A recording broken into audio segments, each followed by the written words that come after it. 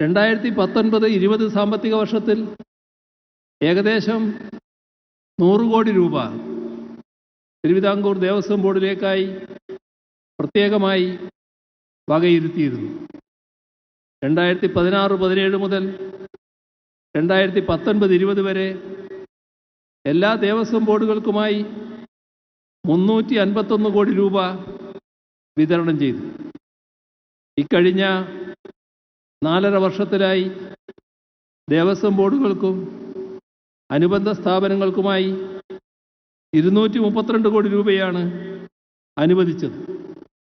ഇങ്ങനെ സർക്കാർ അങ്ങോട്ട് കൊടുക്കുന്നത് കാണാതെയാണ് സർക്കാർ പണം കൊണ്ടുപോവുകയാണ് എന്ന് കള്ളപ്രചരണം അഴിച്ചുവിടുന്നത്.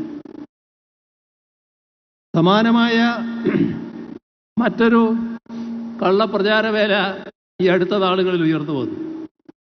അത് സർക്കാർ ന്യൂനപക്ഷ സംഗമവും നടത്താൻ പോകുന്നു എന്നതാണ്. കാര്യങ്ങൾ യഥാർത്ഥത്തിൽ മനസ്സിലാക്കാതെയോ അല്ലെങ്കിൽ മനസ്സിലാക്കിയിട്ടും സർക്കാരിനെതിരെ ഒരു നനഞ്ഞ പടക്കമെങ്കിലും എറിഞ്ഞ് കുറച്ചുപേരെയെങ്കിലും തെറ്റിദ്ധരിപ്പിക്കാം എന്ന് കരുതിയോ ആവാം ഇത്തരം കാര്യങ്ങൾ നടത്തുന്നത്.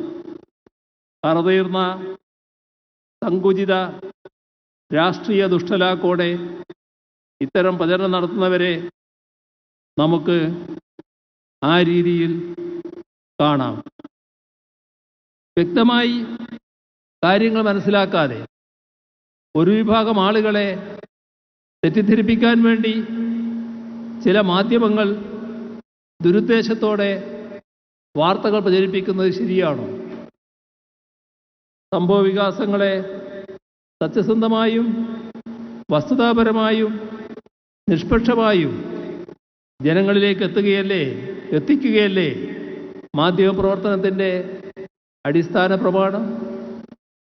ബോധപൂർവം നുണ പ്രചരിപ്പിക്കുന്ന ചില കേന്ദ്രങ്ങളുണ്ട്. അത്തരം കേന്ദ്രങ്ങൾ ആ നുണ പ്രചരിപ്പിക്കുന്നൊരു കലയായിട്ട് സ്വീകരിച്ചവരാണ്. അവർ കാണുന്നത് ഒരു നുണ നല്ല രീതിയിൽ പ്രചരിപ്പിച്ചാൽ 10-20% ആളുകളെയെങ്കിലും തെറ്റിദ്ധരിപ്പിക്കാൻ കഴിയുമെന്നാണ്. അങ്ങനെ നുണയെ ആശ്രയിക്കുന്നവരുണ്ട്. സത്യത്തിൽ ഈ ന്യൂനപക്ഷ സംഗമത്തിൻ്റെ പൊരുൾ എന്താണ്?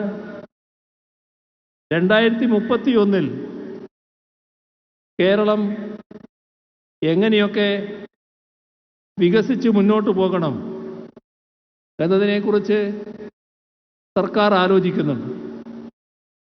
എന്താണ് ഈ 2031 പ്രത്യേകത? ഐക്യ കേരള രൂപീകരണത്തിൻ്റെ പ്ലാറ്റിനം ജൂബിലി വർഷമാണ് 2031.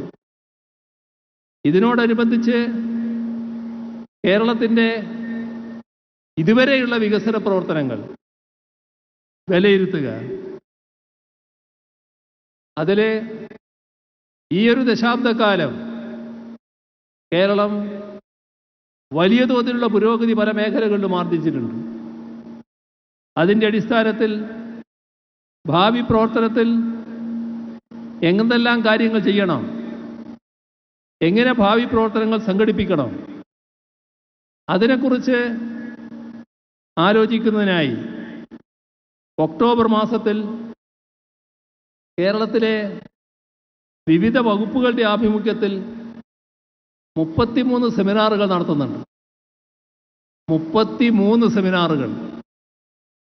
ഓരോ വകുപ്പിൻ്റെയും ചുമതലയുള്ള മന്ത്രിയുടെ നേതൃത്വത്തിലായിരിക്കും ഈ സെമിനാറുകൾ നടത്തുക. അപ്പോൾ സെമിനാറുകൾ കുറ്റമറ്റ രീതിയിൽ സംഘടിപ്പിക്കുന്നതിനും ഏകോപിപ്പിക്കുന്നതിനും 18 മാർഗനിർദ്ദേശങ്ങൾ സർക്കാർ പുറപ്പെടുവിച്ചിട്ടുണ്ട്. ഈ 33 സെമിനാറുകൾക്കും തുല്യ പ്രാധാന്യമാണുള്ളത്.